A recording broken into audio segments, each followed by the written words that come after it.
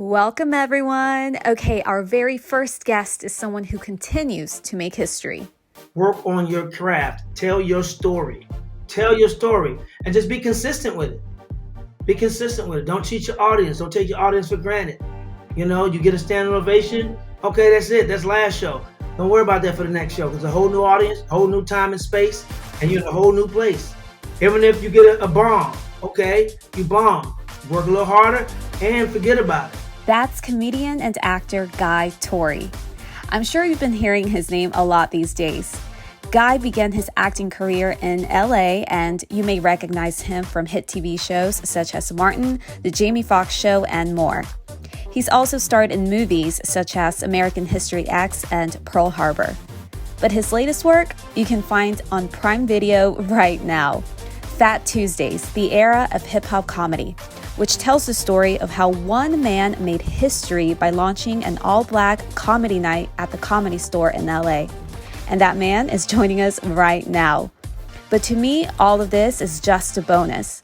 On a personal note, Guy and I have been friends for years now, and not only is he hilarious, but he has a heart of gold and is one of the most generous people I know. Always willing to help others, not making any noise about it, and has such a joy for life. So Guy, welcome to Out of the Spotlight. What up, Steph? What's happening? Such kind words. I mean, all of them. The check is in the mail. I'll be looking for it. You're the first guest on Out of the Spotlight, and I'm like, man, you just love doing things first. Hey, you know what? It's good being first. I was talking to my brother about it. He was like, oh my gosh, that's so awesome. He's the best first guest to have. So I am stoked. Cool. I'm excited. Yeah. So busy year so far, huh? A little crazy. Crazy busy year. Yeah, but good in a good way. I mean, this documentary has been a journey.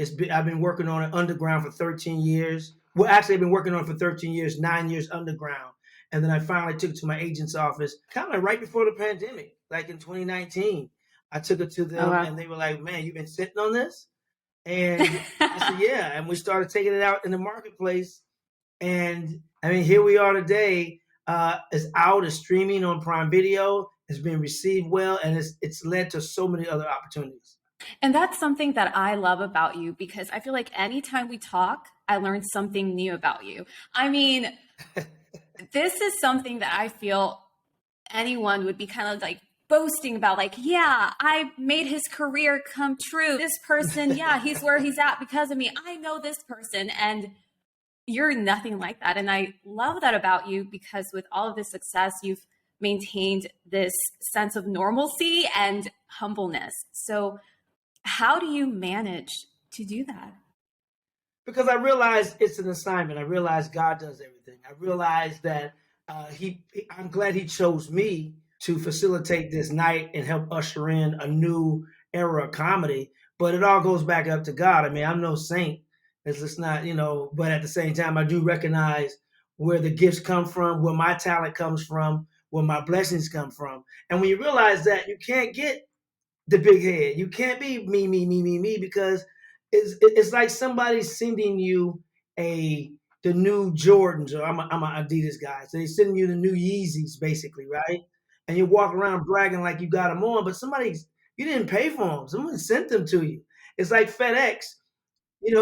I'm FedEx. I just deliver it. I don't create it. I like that. I don't make it. I just deliver it. You know what I mean? And that's how I look at everything that has happened with Phat Tuesdays and everything that God has allowed me to bless other people with. That's a very important thing you mentioned, because I mean, watching Phat Tuesdays, an Amazon original, I love that. I love seeing that. Amazon original. I'm telling you, like, I was just so impressed. I was like, this is Guy, like the guy that, I mean, we just did a comedy kitchen during pandemic. That was fun. I was just talking about that yesterday. Yeah, that was like a scavenger hunt for me. I was like, you need what? We're using cilantro? Do I have cilantro? But something that I loved was so many people just giving you props. Nick Cannon saying, Guy Torry gave me a shot at comedy. I'm where I am because of him. Love Tiffany Haddish and how she said when she was young, she was like, I'm going to be on that stage one day. Yeah. And, Snoop Dogg calling you a legend. Did you ever envision yourself getting to this point and doing comedy when you were young? How did that come about? As a kid, I saw myself in some form of entertainment. I thought I was going to be a singer. I was going to be the next Millie Vanilli because I can't sing. So I was going to have somebody sing for me, and I just go through the motions. But I saw myself doing something in the public eye. I didn't know it was going to be comedy, but I saw myself. When I was a kid, I used to watch like the Academy Awards, the Grammys, right? I used to watch the Grammys and used to visualize myself being on stage accepting an award, right? But I never knew how and what lane I was going to be in. So, but when I started doing stand-up, everything that I'm doing, I guess when you said, I don't brag about it or I'm humble about it or whatever, it's because I saw it already. I saw the finish line. And so I have enough faith in myself, but I have enough faith in myself because I have my faith in God that he's going to take me to the finish line. So I saw this documentary getting done. I didn't know when it was going to get done, how it was going to get done, but I saw it. And that's half the battle. Like when you said Tiffany Haddish said, I'll be on that stage one day. For those out there listening, I mean, that's monumental to plant that seed and keep going after that seed. You have to see it. If you don't see it, you won't achieve it. I mean, it's a corny phrase, but it's facts. And you gotta see where you're going to be, not where you want to be. See where you're going to be, and just work hard, have faith, and God gonna meet you there. Her story really touched me. Just how comedy really just saved her life, literally. And I didn't know that story about her, and her upbringing and an abusive mom, and how making her mom laugh is the way that she basically was able to live a quote unquote normal life. What's interesting about that is what you just said. When I was researching for this documentary, I had to take it back to Black history, period, the whole history of Black comedy, right? And slaves used to tell jokes to their masters to keep them getting whooped or whipped, whatever you want to say. And then and that's slaves would do that. So they were doing comedy way back in the slavery days to keep them getting their ass whooped. And if they were funny enough, the slave master would take them to another plantation to perform for another slave master. So Negroes been on tour for a long time doing comedy out there. Oh my God. I did not know that. Laughter purifies the air. And the reason why Black comedians or Black comedy shows are so successful is because Black people need to laugh the most. I feel like, in my opinion, in my humble opinion, I feel like we've been oppressed the most, other than women. As a large group of people, male and female, we've been oppressed the most. I mean, I think women have definitely been oppressed more than anybody, any other human on this earth, no matter what ethnicity. And women are still being oppressed to this day, as well as, other colors. Right. I don't like using the word minority. I say other ethnicities and other colors because there's nothing minor about me. I like that. But anyway, we won't get into that. But yes, Tiffany Haddish, used that comedy to keep her mom from abusing her. And that's what a lot of comedians do. We're dark individuals on the inside. Like we do stand up to bring light to those dark situations. So we use comedy as our way of coping, as a medicine for coping. And hopefully people use laughter for their method of coping and having a good time. Yeah. And I think it's so amazing how you paved the way. I mean, I'm telling you, after I watched the first episode, I was pumped. I was like, I can do anything. It motivates you. So many times we're scared or nervous to start something or to, go for something. And you see someone like yourself inspiring others. And I mean, it wasn't easy. I'm sure you had many doubts when you were, starting Phat Tuesdays. You know what? It's funny because you said you were inspired, you felt inspired. That's the message I get from so many people who have seen it on my Instagram page. Or I was in New York a couple of weeks ago, and these young comics at the Comedy Cellar were coming up to me saying, I saw the documentary. I'm so inspired. Thank you. I didn't know the history of Black comedy. I knew a little about you, but now I know. And the inspiration part is what I'm happy about. Forget me. If it inspire you to go do something that you've been dreaming of, that's what I feel good about. being able to inspire you to go get off your ass and go do what you got to do. And I'll be honest with you, I wasn't scared when I did Fat Tuesdays. You know why? Because I was young and naive. I didn't know any better. I was dumb. It's like sometimes ignorant is bliss. If I knew then what I know now, I probably wouldn't have done Fat Tuesdays. But when you're young and you're hungry and you're searching for your identity, you're searching for your purpose, you're searching for something to do. I mean, you just go for it. There really are no doubts. Especially when it's your gift, because if your gift, it's your comfort zone. Now, if you're trying to do something outside of yourself, like if I was trying to dance or sing, then I probably would have been scared because I can't do either one. Dancing with the Stars. Well, yeah, I got 3 left feet. I know, and I'm black too, which is great. I should be able to boogie, but I can't. But no, really, it's like I wasn't scared. I wasn't nervous because I just didn't know any better. And what would you say is one of the biggest things that you've learned while working in the industry, or learned about yourself? How about that? I know that I'm not sheep. That's the biggest thing I think I learned in this business. I'm not sheep. And there's a lot of people who are sheep in the entertainment industry. And they will go, I know how to be myself. If I don't, it's funny because I think that's what has been the fabric and the through line of my career, is not doing what everybody else does or not following the crowd, meaning that out partying every night. I did that for the first couple of weeks. If you watch the documentary, my brother was teasing me about going to a Janet Jackson party or not. And, he laughs at it and people laugh at it. And I'm just like, but I was in the lab. I was in the gym, working on, which means the comedy club, working on my set, because that's more important to me. I hung out with the celebrities. My brother was a new celebrity at the time, so he was out all the time. But now he's an old ass celebrity. But I went to those parties and I had nothing to sell. Like I hadn't done anything. And at the same time, like this time could be spent on a comedy club, on a stage, working on my act rather than rubbing elbows and shoulders with people who are pretentious. I didn't like that crowd. I'm being completely honest with you. I didn't like that crowd and had nothing to give them. But now, when I walk into a room, I have a body of work that I can say, hey, okay, this is, if you don't know who I am, which is millions and millions of people, but you can go see my body of work. Back then I had nothing but raggedy teeth, about $50 in my pocket, and well, not even that back then, maybe $20 in my pocket, and a dream.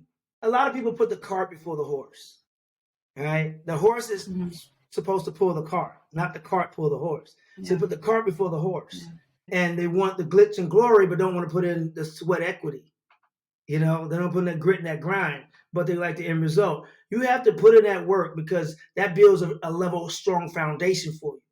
And then and then you go for your dream. But putting in that foundation is important because when things fail, then you got that foundation still to build from. If you don't have a rocky foundation and you have a building house on sand, then it's not going to be strong. And when it falls, it falls. There's nothing holding it up. So I love the new generation. I love what they're doing with social media. That's their way in. But everything is about balance. So you got the instant fans right there. But when you're not on Instagram, you're not on Twitter, you're not on YouTube, put in the work.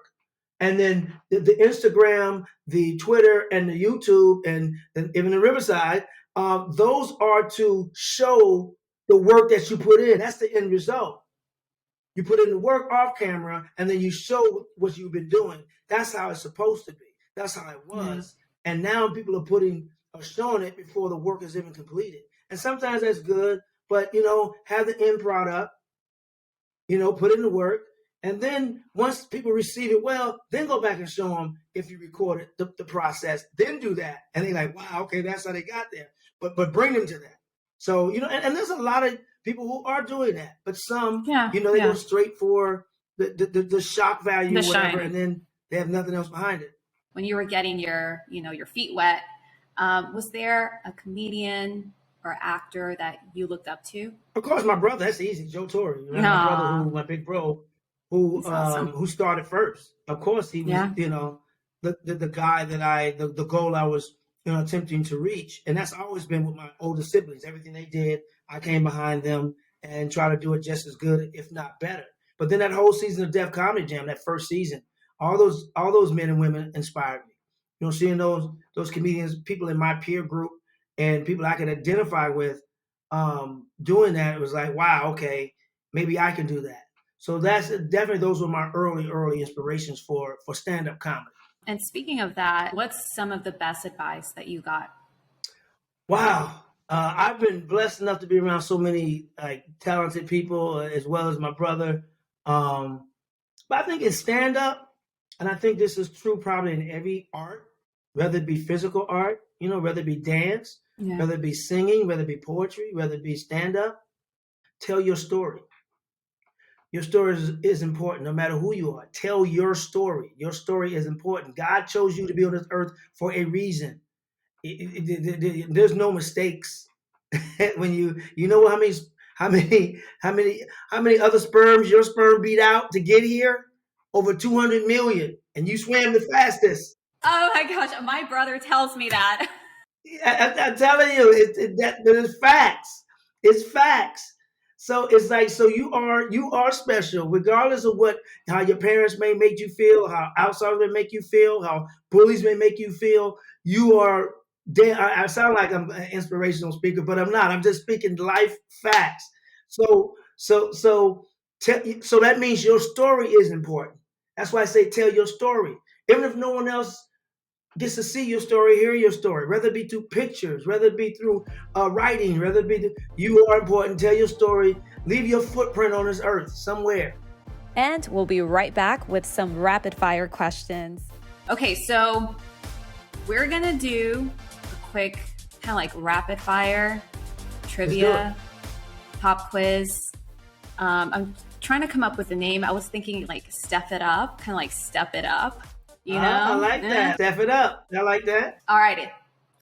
Let's do this. First question. Sketch comedy or improv comedy?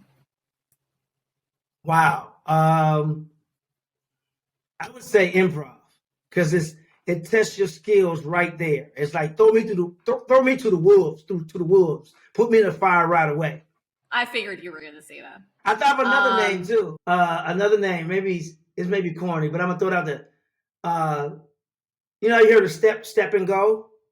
You ever heard of step and go? Oh yeah. No? Step it can be step and go. No, I like that. Your last name has Gonzalez. The spitballer. But that's improv. That's improv. I like that. Quick. Okay, let's go. Okay. Favorite show to binge watch? Oh man. I just binge watched Reacher, which is a good show on Amazon Prime. Yes, I'm a homer, but that's a really good show.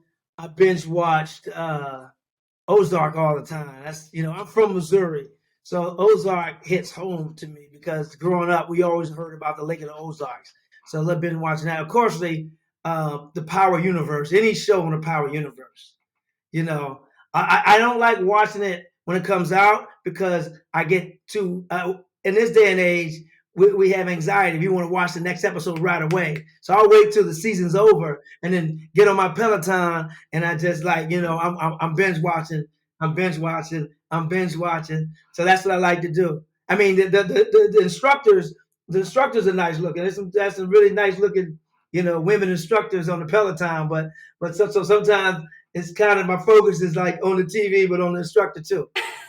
I just talked to my sister-in-law yesterday about this. I really want to get one, the Peloton. I think I'm going to do it. And I keep hearing I had mine great reviews. Before the pandemic. Oh, really? Yeah, I had mine before the pandemic. Yeah, because, you know, so by the time the pandemic came, they were running out of Pelotons. And I'm like, I'm just riding by everyone. I got mine. Should have jumped on this bandwagon early. Yeah. Yeah. You better step it up. Better step it up right now. Step and go. Okay, so the next one kind of goes with the previous question. Do you prefer to watch a movie or show? Movie. I still like the movie experience. I still like getting a little bit dressed up or putting on some public clothes and going to a theater, you know, buying the popcorn, buying the soda, or hopefully the ones that have adult beverages, and going and watching a movie amongst other people on a big screen, because you get to see other people's reaction, and if they're laughing at what you're laughing at. And as someone who's an actor or and a filmmaker and a comedian, and we do it for the public, to be in real time with people and knowing what they're laughing at and what they don't like, gives me a kind of a sneak peek of, okay, when I'm in a production, this didn't fly, or take it to another level, and so I like still being in public with a live audience, watching it on a big screen. So big screen for sure. And there's something about movie popcorn that just hits different. It does. Actually, my popcorn tastes better, but it's just this idea of movie popcorn. Yeah, movie popcorn and red vines. You guys have red vines. Some people are Twizzler people, some people are red vine people. I'm a red vine kind of guy. I like red vines. Okay, is it weird that I sometimes like to add the Snicker bites into my popcorn? Like every now and then, if I want something sweet, salty, I will do that. Not all the time, but I will do that. That's interesting, though. I never thought about it, because I love Snickers. That's probably like my favorite candy bar. And it's like the little bars, like the mini size one. So every now and then I'll mix it up. No, do you break them off and put them in there and then shake the popcorn, or you just put the whole damn thing in there? No, like the little mini ones, like the little tiny, like bite size. I don't think I've had those. If not, I'll break it in half or into pieces. But that Snicker ice cream bar is ooh, is the devil. So good. Man, yo, I went to a whole box one time in like a day. Yo. Anyway, yes, I'm gonna try that. I'm gonna try those little Snicker bites inside my popcorn. Wait.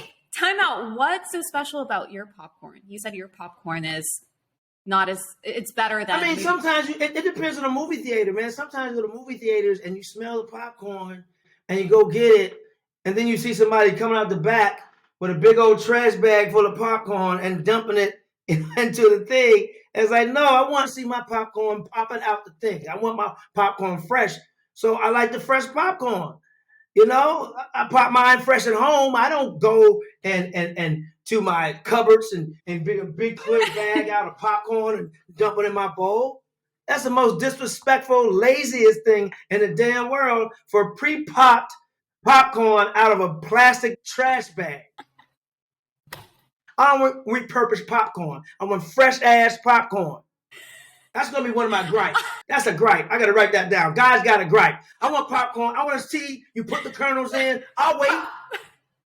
I want to see you put the kernels in, and I want to see it popping. I want to see it coming out. I want to see it popping. I don't want fresh-ass, trash can-ass, 2-day-old stale-ass popcorn. You're going to ruin my movie experience. Because now I'm in there enjoying the movie, and I'm like... the heart. Yeah, that's the worst. That was the funniest thing, most passionate popcorn chat I've ever had. I felt that. I felt that too. I truly did. And that leads to the next question. This might be your answer, but biggest pet peeve. Is it trash can popcorn? That's one. You know what one of my biggest pet peeves is? Is driving, and I mean, not that you should look for it, but it's nice to get. When you're driving and you let someone over that would have been stuck there trying to get out with a long line of cars, and you don't acknowledge that I just let your ass over. Like, I do it all the time. Somebody let me in, or I bogart the line. I'll open the sunroof, I'll stick my hand out the window, and just be like, hey, thank you, peace, appreciate you. But when I let you in out of a tight spot, and you just don't acknowledge that I let you in, I may rear end your ass. I have insurance. I made it. You're welcome. Acknowledge.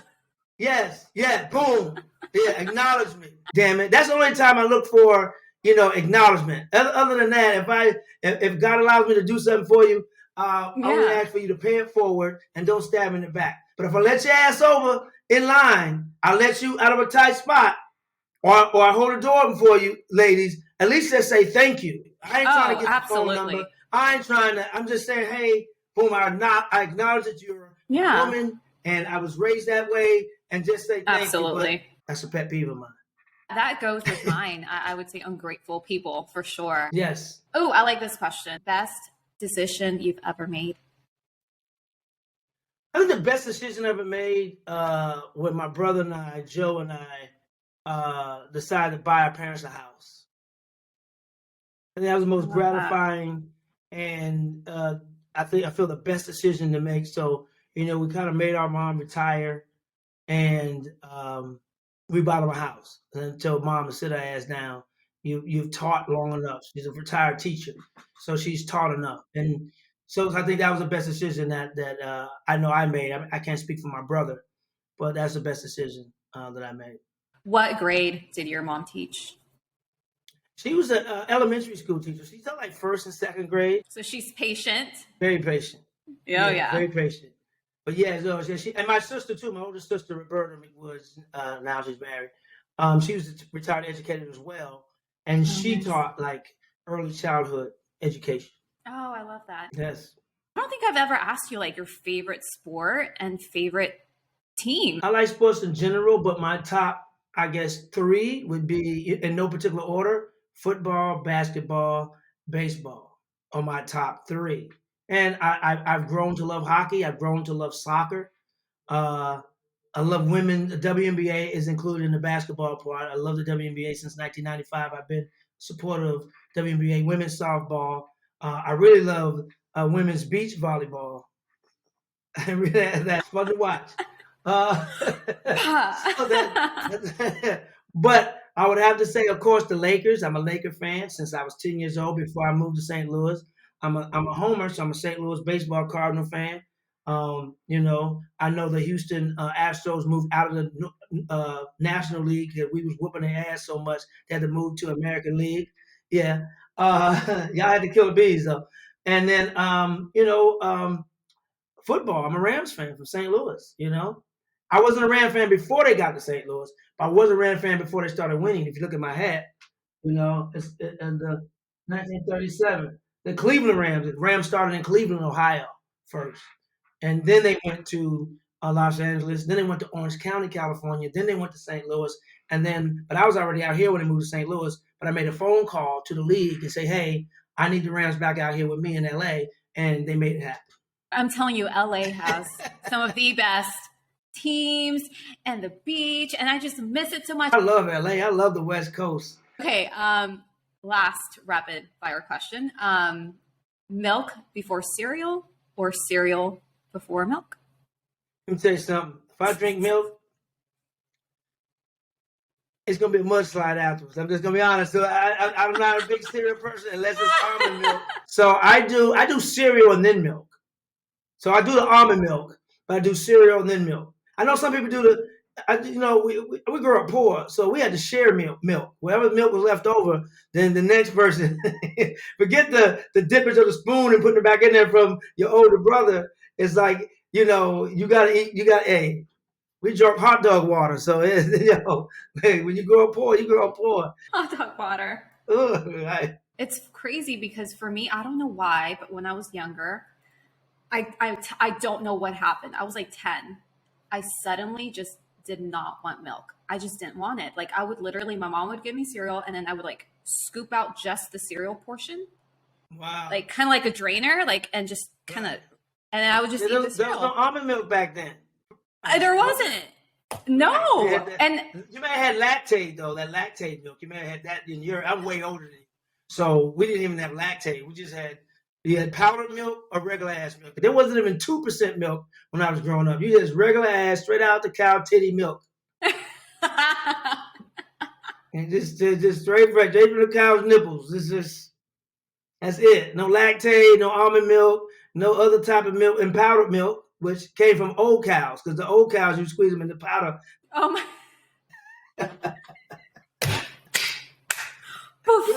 Those some old ass retired cows. I just thought of that. That's kind of funny. I love that. You get them old ass cows. You get them old heifers out of retirement, and then be like, we need some powdered milk. You know how many times how long I squeeze to get the powdered milk out of them old heifers? Hold on. I'm sore. All day. Oh Oh my God, my face You got to fill up this cup. You got to fill up this size cup. You know how long it'll take with just old heifer nipples? This is an interview. This is a sweet spot of interview for me because I was too informational heavy early. I was too heavy on the philosophy but this is I'm tripolar. You never know what guy you're gonna get. You're gonna get the deep guy. You're gonna get the spiritual guy, and then you're gonna get this asshole guy. That's a very interesting point that you made about wanting to make people just enjoy it. You don't know what they're going through. And when I would host do the halftime hosting at soccer games, and I would do pregame and post match, I would always say, Steph, you don't know what kid is sitting out there in the stands, perhaps sick, had a hard day, maybe they're being bullied, and this is their escape to go to a soccer game. Right. Or how many parents are saving up their money to buy those tickets, right? Hardworking people just saving their money so they can take their family to a sporting event. You better give them a heck of a show and be excited, and that would always pump me up. Always. Two things. One, you're right. Don't cheat the stage. I tell young comics that all the time. Don't bullshit with your stage time because you never know who needs that laugh, but you also never know who's in the audience, what producer, what writer. Yes, it's cool to come to a show that's packed and scout talent, but go to those shows when the club is half empty, when it's late, when the comics aren't expecting to be there, and see if they're professional still when it's a half a room versus a full room. It's easy to perform in front of a full room.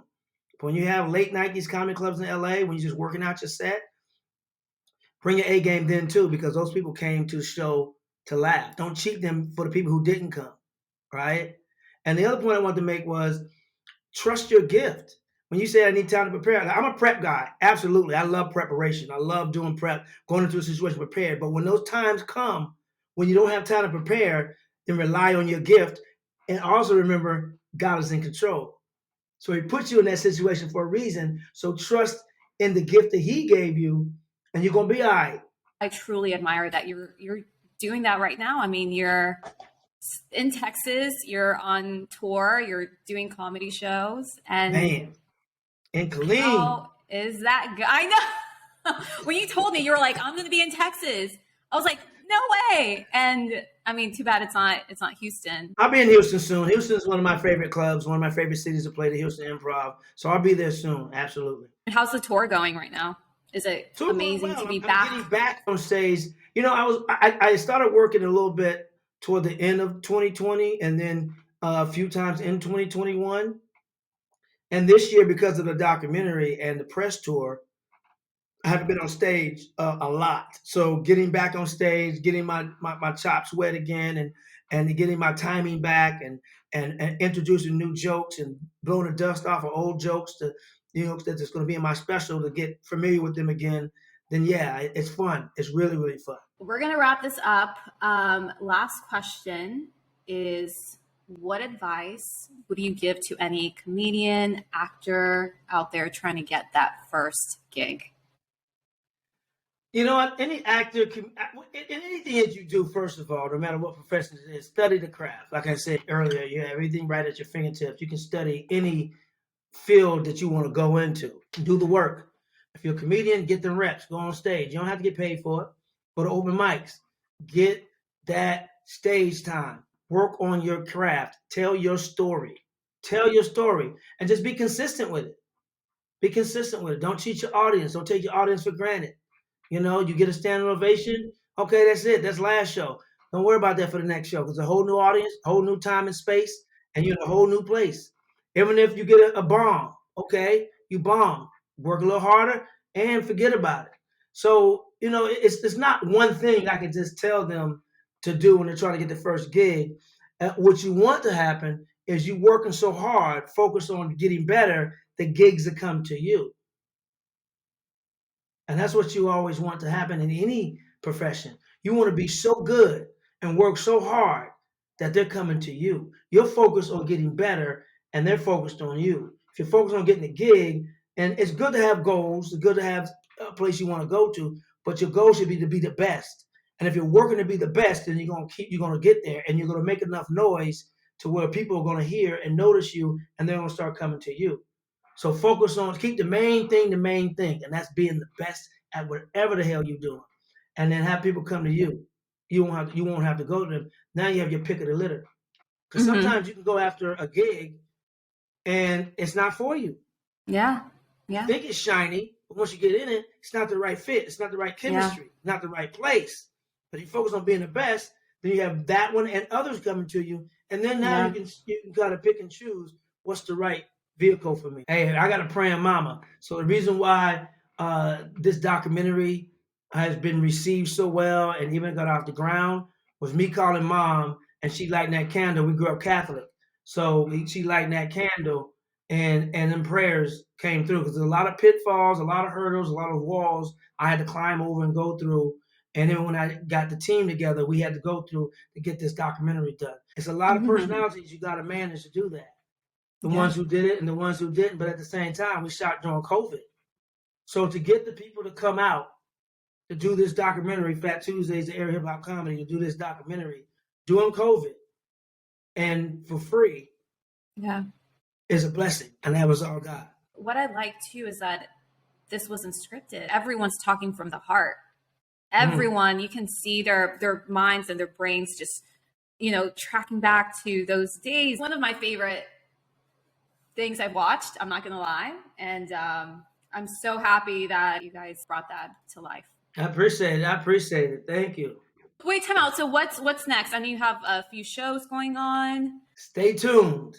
Oh, what? There's more to come. I'm just going to say this. It's going to get fatter. Ooh. So stay tuned. This is like the exclusive. Yeah. I'm excited. Still working on my special, still on the tour. A book. Stop it. Because there's so many stories and so many people that we didn't get to talk to in this documentary that just really didn't fit the story we wanted to tell. Shout out to Reggie Hudlin, who directed it, who did an amazing job along with Byron Phillips. Shout out to Original Productions, who one of the production companies, Jeff Hasler. Shout out to GramNet, Kelsey Grammer's production company. Shout out to Kelsey, Tom Russo, Joy McMahon. Shout out to Amazon Studios for even having this, on their platform. So, and Fremantle, shout out to Fremantle. So there's a lot of people who had a shot in this. Some of my producers, Bishop Moore, who shot a lot of the early stuff to take it out to the marketplace. Ian Alexander, who was the associate producer, and one of my producers who helped me do a lot of the research, Tamara Reed. Shout out to them, because it takes a village to really put on a production. And you're in production. All the moving parts it takes to get this off the ground. And shout out to my agency, Innovative Artists, who really was the one who said, "You've been sitting on this?" So shout out to Babette Perry and Tamara Goins.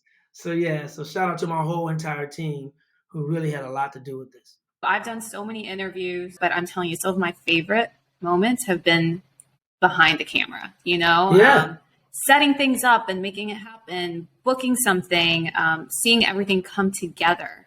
I love building things. So yes, the creative side, that's the real creative side. Absolutely. So the fact that you guys, put all this together and during the pandemic, and I mean, that's very impressive. And I know it's hard work. So shout out to everyone, the entire crew. Yeah. That's amazing. Well, thank you so much, Guy. It's always such a joy talking to you, laughing with you, catching up, celebrating all the awesome stuff that, you're getting to do and share with everyone. This has been fun. I know. Thank you. I know we both could talk forever, but we'll right. We'll definitely stay in touch. I can't wait to cheer you on. I'm so excited as a friend, as a fan. I'm glad that you told me there's more Phat Tuesdays, something. More Phat Tuesdays. It's going to be obese. We're going to call it Obese Tuesdays. I'm ready. Well, I'm excited. Thank you so much. Thank you. And we'll keep in touch. Absolutely.